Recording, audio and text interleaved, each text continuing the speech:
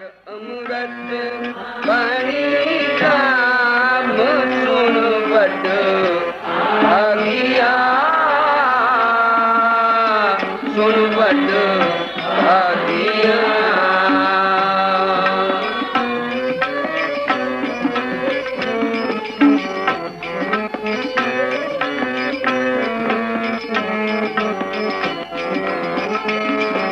हर अमृत बाणी राम सुन बड़ भागिया,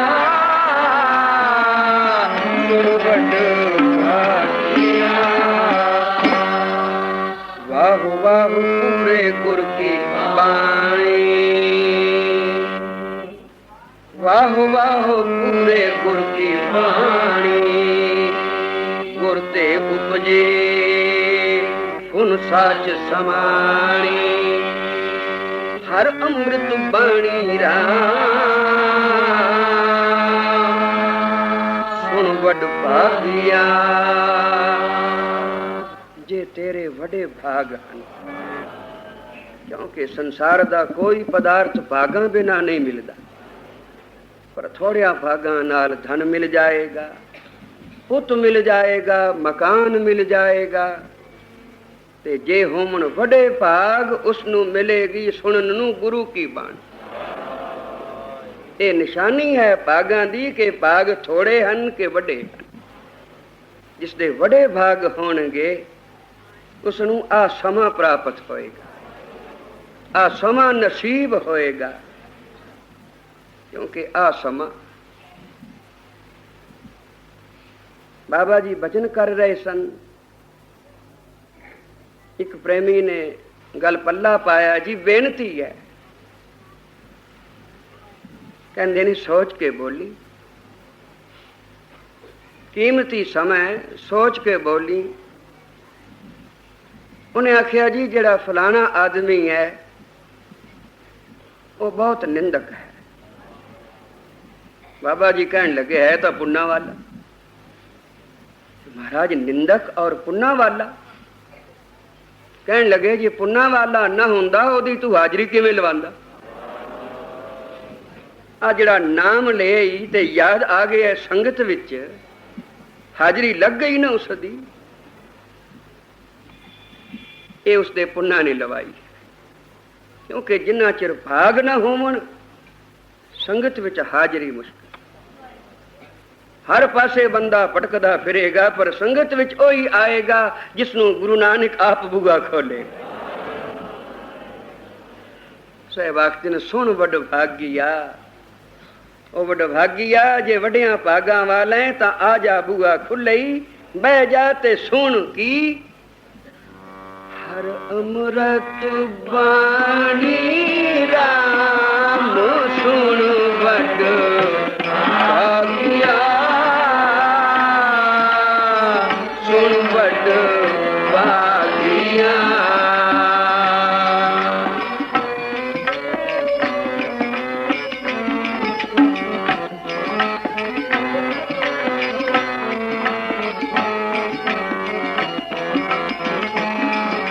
हर अमृत बाणी राम सुन वड भागिया, सुन वड भागिया। आ हुणे महापुरखा ने बचन कीता है, हुमा पंखी दे खंभ जिस नाल बन देइए अपने देश ले जांदे। क्योंकि जिसदा कोई देश है ਉਹਨੂੰ ਦੇਸ਼ ਪਿਆਰਾ ਹੈ। ਉਹ ਜਦ ਵੀ ਆਪਣੇ ਦੇਸ਼ ਜਾਏਗਾ ਤਾਂ ਆਪਣੇ ਮਿੱਤਰਾਂ ਨੂੰ ਪ੍ਰੇਰੇਗਾ, ਮੇਰੇ ਦੇਸ਼ ਵੀ ਚੱਲੋ, ਆਓ ਮੈਂ ਆਪਣਾ ਦੇਸ਼ ਦਿਖਾਵਾਂ। ਕਲਯੁਗ ਪ੍ਰੇਰਦਾ ਹੈ ਦੁਨੀਆਦਾਰ ਨੂੰ, ਆ ਮੇਰੀ ਦੁਨੀਆ ਦੇਖ ਜਿਹੜੀ ਮੈਂ ਵਸਾਈ ਹੈ। ਮਹਾਂਪੁਰਖ ਆਖਦੇ ਨੇ, ਨਾ ਭਾਈ ਆ ਦਰਗਾਹ ਦੇਖ ਗੁਰੂ ਨਾਨਕ ਦੀ, ਜਿੱਥੇ ਸੱਚਖੰਡ ਵਸੇ ਨਿਰੰਕਾਰ। ਹੁਮਾ ਪੰਖੀ ਦੇ ਖੰਭ ਜਿਹੜੀ ਸ਼ੈ ਨਾਲ ਬਣ ਦਿੱਤੀ ਆਪਣੇ ਦੇਸ਼ ਲੈ ਗਏ। ਔਰ ਇਹ ਬਾਣੀ ਵੀ ਦਰਗਾਹੋਂ ਆਈ ਬਾਣੀ, ਤੁਰੋਂ ਆਈ ਬਾਣੀ, ਇਹ ਧੁਰ ਕੀ ਬਾਣੀ ਆਈ। ਇਸ ਨਾਲ ਸਿੱਖਾ ਜੇ ਆਪਣਾ ਮਨ ਬੰਨ ਲਵੇਂ, ਪਰੋ ਲਵੇਂ, ਸੀ ਲਵੇਂ ਤਾਂ ਇਹ ਬਾਣੀ ਤੈਨੂੰ ਆਪਣੇ ਦੇਸ਼ ਲੈ ਜਾਏਗੀ। ਕਿਉਂਕਿ ਵਾਹ ਵਾਹ ਪੂਰੇ ਗੁਰੂ ਕੀ ਬਾਣੀ, ਗੁਰ ਤੇ ਉਪਜੀ, ਉਪਜੀ ਤਾਂ ਗੁਰੂ ਦੇ ਮੁਖੋਂ, ਤੇ ਗਈ ਕਿੱਥੇ ਕਿੱਥੇ ਜਾ ਸਮਾਈ, ਫੁਨ ਸਾਚ ਸਮਾਣੀ, ਸੱਚੇ ਵਿੱਚ ਜਾ ਕੇ ਸਮਾਈ। ਔਰ ਜੋ ਕੋਈ ਬਾਣੀ ਦੇ ਲੜ ਲੱਗਾ ਉਹ ਵੀ ਸੱਚੇ ਦੀ ਦਰਗਾਹ ਵਿੱਚ ਜਾ ਸਮਾਇਆ। ਬਾਣੀ ਦੀ ਇਹ ਵਡਿਆਈ ਹੈ। ਬਾਬਾ ਜੀ ਕਹਿੰਦੇ ਸਨ, ਕੋਈ ਕੋਠੇ ਤੇ ਖੜੋਤਾ ਹੈ, ਉਹਨੂੰ ਕੋਈ ਮਿਲਣ ਵਾਸਤੇ ਆਇਆ। ਉੱਪਰ ਖੜੋਤੇ ਨੇ ਆਖਿਆ, ਬਈ ਆ ਅੰਦਰ ਦੀ ਪੌੜੀਆਂ ਨਹੀਂ, ਚੜ ਕੇ ਉੱਪਰ ਆ ਜਾ। ਉਹ ਜਿਸ ਵੇਲੇ ਅੰਦਰ ਵੜਿਆ, ਪੌੜੀਆਂ ਸਨ, ਉੱਤੇ ਚੜਿਆ ਤੇ ਜਾ ਮਿਲਿਆ। ਕਿਹਨੂੰ ਜਾ ਮਿਲਿਆ? ਜਿਸ ਨੇ ਬਾਣੀ ਕੀਤੀ ਸੀ ਬਈ ਇੱਧਰ ਦੀ ਆ ਜਾ, ਜਿਹਨੇ ਆਪਣੀ ਬਾਣੀ ਦੁਆਰੇ ਰਸਤਾ ਦਿੱਤਾ ਸੀ ਵੀ ਅੰਦਰ ਪੌੜੀਆਂ ਨਹੀਂ, ਚੜ ਕੇ ਉੱਤੇ ਆ ਜਾ। ਇਹ ਬਾਣੀ ਉਸਨੇ ਕੀਤੀ ਸੀ ਰਸਤਾ ਦੇਣ ਵਾਸਤੇ, ਤੇ ਰਸਤਾ ਦਿਖਾਇਆ ਸੀ ਆਪ ਨੂੰ ਮਿਲਾਉਣ ਵਾਸਤੇ। ਜਿਸ ਵੇਲੇ ਉਹ ਬਾਣੀ ਦੇ ਮਗਰ ਲੱਗਾ, ਬਾਣੀ ਨੂੰ ਸਤ ਵਚਨ ਕੀਤਾ, ਬਾਣੀ ਤੇ ਫੁੱਲ ਚੜਾਏ, ਤਾਂ ਫਿਰ ਉਸ ਰਸਤੇ ਕਿੱਥੇ ਪਹੁੰਚਿਆ? ਉਹਦੇ ਕੋਲ ਜਿਸ ਨੇ ਬਾਣੀ ਕੀਤੀ ਸੀ। ਹੁਣ ਬਾਣੀ ਔਰ ਬਾਣੀ ਕਰਨ ਵਾਲਾ ਇੱਕੋ ਹੀ ਰੂਪ ਹਨ। तो इसे तरह गुरु नानक बोलिया ये जितनी बाणी रची है आपने मिलन दा राह दसिया। इस वास्ते गुरबाणी लागे से जन उधरे, जेड़े बाणी दे लड़ लगे वो किथे पहुंचे? जिसने बाणी कीती है ओदे पास गुर ते उपजी फुन साच समानी। तो जिन्ना चिर बाणी नू मुख नहीं रखदा, आ गुरु की बाणी नू पढ़ के सुनान वाले गुरु बने बैठे हैं, पर धन ए बाणी है जिसने पखंडियां दे भी पखंड तोड़ दिते, पखंडियां दे भी महल बना दिते। मैनू एक दिन बाबा जी कहन लगे, भाई जी आ गुरु के सिखां दियां साखियां सुनाना जे किते वो जिहा सिख आप बन जाए, जिन्हां दियां साखियां सुनाना जे किते ऐसा आप हो जाए, और तेरियां भी साखियां होणगियां। ये तो कोई इस मार्ग चले। अज में पंजवें पातशाह ने भगतां दी हाजरी लाई है, कहंदे सन कोई समा आवेगा जदों मुड़ गिणती होवेगी तां जितने बैठे हो बई तुहाडी उस गिणती विच गिणती आएगी। अज जिन्हां दी बाणी तुसीं पढ़ रहे हो, कल तुहाडी बाणी दुनिया पढ़े। जे तुसीं उस जमात दे हो गए, क्योंकि सुर नाल तां की बाणी गावे, कोई ना मेटे भाई। जो बाणी ते अमल कर गए उन्हां दी बाणी सुर नर ने गाई, और उन्हां दी वडियाई नूं कोई मिटा न सकिया। इस वास्ते सहबाग दिन जे तेरे भाग हन तां भी बाणी पढ़, ते जे तेरे नहीं भाग ते बनावणे नहीं तां भी बाणी पढ़। बाणी पढ़, बाणी सुन, बाणी ते अमल कर। कोई अखर मन विच वसा लै, एक अखर नाल भी बेड़ा पार हो सकता है। कोई आखे मैं अर्थ नहीं पढ़िया, तो जिस वेले बीन बजदी है ते सप झूलदा है, सप ने राग सिखिया होया, उन्होंने पता भी ये पैर भी बज रही है। ना ते धुन दा आशिक है, गुर सिख आशिक शब्द दे। शब्द दी धुन जिस वेले छिड़ी तां गुरु के सिख आ गए झूमण वास्ते। तो सुन वड भागिया हर अमृत बाणी राम। हौली हौली पुन बनदे बनदे इतने बन जाणगे कि तेरे उत्ते कर्म पएगा। कर्म नाम कम दा भी है, कर्म नाम बख्शिश दा भी है। ये जेड़ा कर्म तू कर रहा ना, ये कम संगत च आके बहन वाला, इसे कर्म ते कर्म होना। इस कर्म बिना किसे ते कर्म नहीं पाया। जिसने कर्म किया है उसते कर्म बख्शिश हुई है। जिनको कर्म लिखी तेन हृदय समानी रहा। ये बाणी उन्होंने हृदय विच समा गई। बाबा जी बचन कर रहे सन ते दिल्ली का ही एक प्रेमी सी, वो पिछे बह के लिखी जाता सी बाबा जी दे बचन। तो बाबा जी भावें समाधि ला के बैठे होंदे सन तां भी सब कुछ जानते सन। कई बार सुन चुके हो एक बारी कीर्तन कर रहा सा ते बाबा जी बैरागण ते झूलदे एक बारी इधर गए, फिर उठे ते फिर इधर हो गए ते इंज एक पासे फिर जाके जमीन नाल लग गए। बैरागण धरती नाल जा लगी ते कितना चिर हो गया। मेरे मन पापी विच फुरना आया कि बाबा जी सौ गए। कीर्तन कर रहा सा ते अख तां बाबा जी ते सी, या चोखा चिर बाबा जी न हिले, एक पासे उलर गए और बैरागण धरती नाल लगी हुई, अखां सन बंद। मैं सोचा भी बाबा जी सौ गए। ताइए जे जरा जिन्नी अख खोल के तकिया ते आंदे ने होश कर भाई जी मन बाणी में ला किधर लाई फिरना। तो हर पासे निगाह रखते सन। वो सब तो मगर बैठा लिखदा सी पर बाबा जी ने झाती पा लई, क्यों भाई तू की कर रहे हैं।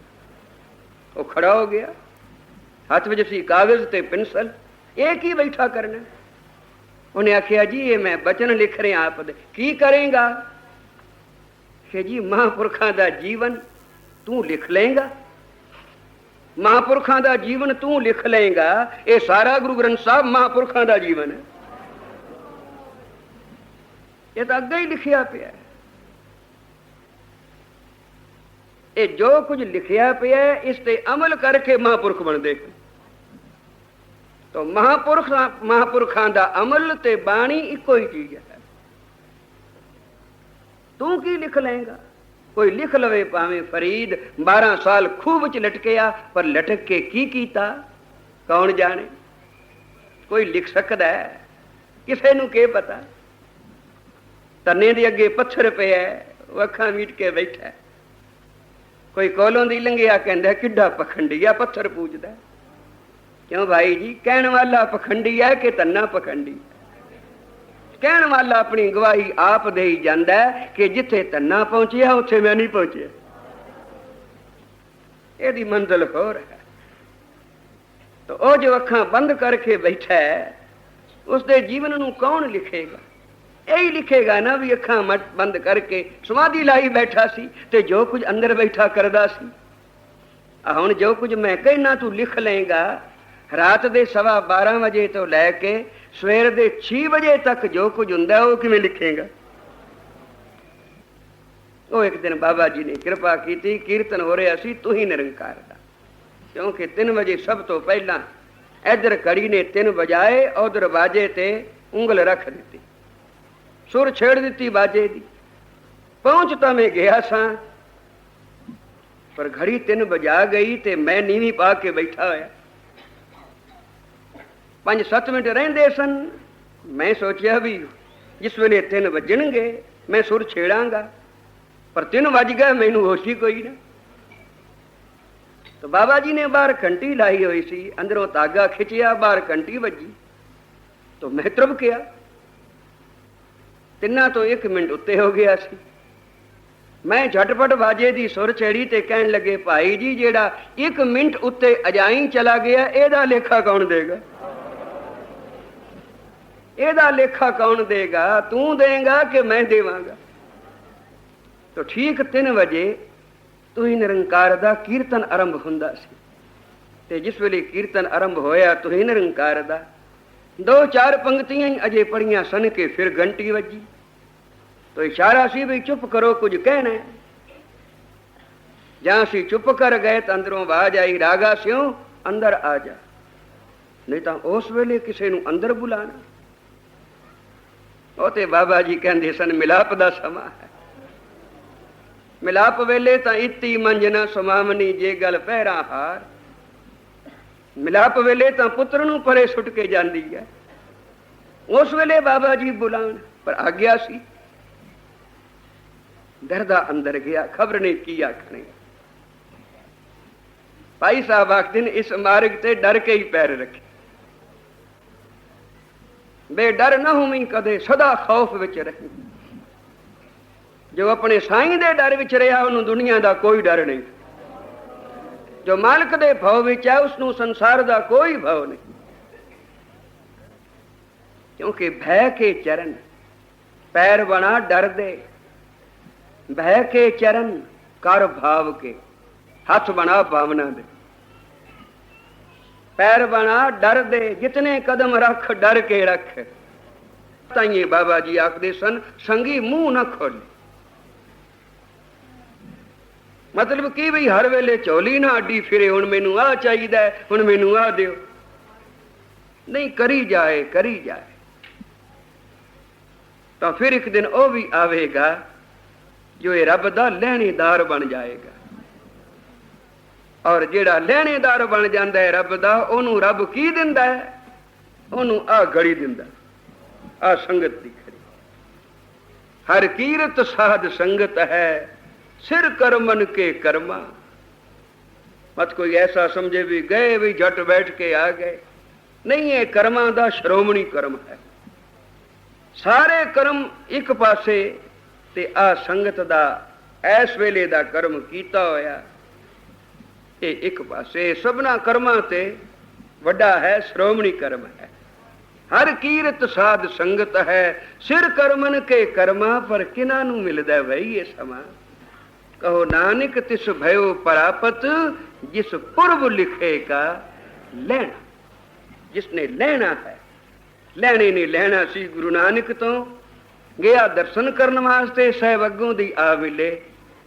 लेने ने पूछया क्यों बई पुरखा, मैं नानक पातशाह दा दर्शन करना है। धन गुरु नानक ने आख्या आ पुरखा तेनू नानक दे कोल लै चलना। तो आप अगे अगे तुर पए ते लेना घोड़ी ते मगर मगर। किसी सिख की निगाह पै गई, मन विच सोचिया है एडा बेअदब, एडा गुस्ताख है कोई। जगत गुरु गुरु नानक अगे पैदल चले थे घोड़ी ते चढ़ के। तो हजूर जान गए कोल सदया सिखा, एदा नाम पुछ। नाम पूछया जी मेरा नाम लेना। साहब ने आख्या देख लै ये लेना है, इन्हें बई लेने मेरे कोलों ते मैं इसदा है देना। हुण तू ही दस बई लेने वाले घोड़ियां ते चढ़न के देने वाले। लहणेदार सदा घोड़ी ते चढ़ के आउंदे हन और देणदार अगे पैदल चलते हैं। तो लेना किसने है गुरु नानक दे घरों?